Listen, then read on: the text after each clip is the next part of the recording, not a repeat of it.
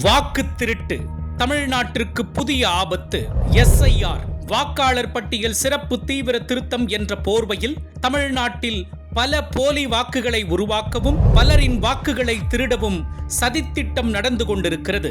கடந்த சில மாதங்களுக்கு முன்பு பீகாரில் வாக்காளர் பட்டியல் சிறப்பு தீவிர திருத்தம் நடந்தபோது பல லட்சம் மக்களின் பெயரை வாக்காளர் பட்டியலில் இருந்து நீக்கினர். மேலும் பல போலியான வாக்காளர்களை பட்டியலில் சேர்த்தும் அநீதி இழைக்கப்பட்டது. வாக்காளர் பட்டியலில் பலரது வீட்டு எண்கள் பூஜ்ஜியமாகவும் பெயருக்கு பதிலாக அர்த்தமில்லாத சில ஆங்கில வார்த்தைகள் இருப்பதையும் தரவுகளுடன் எதிர்க்கட்சித் தலைவர் ராகுல் காந்தி வெளிச்சம் போட்டு காட்டினார். இதன் தொடர்ச்சியாக நவம்பர் 4 முதல் தமிழ்நாட்டிலும் வாக்காளர் பட்டியல் சிறப்பு தீவிர திருத்தம் தொடங்கவிருப்பதாக அறிவித்துள்ளது தேர்தல் ஆணையம்.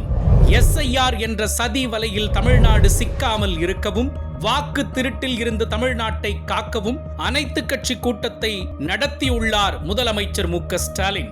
தமிழ்நாட்டு மக்கள் அனைவரையும் ஒன்றிணைத்து வாக்கு திருட்டுக்கு எதிராக போராடி ஜனநாயக உரிமைகளை பாதுகாக்க களத்தில் முன் நிற்கிறார் சமூக நீதி நாயகர்.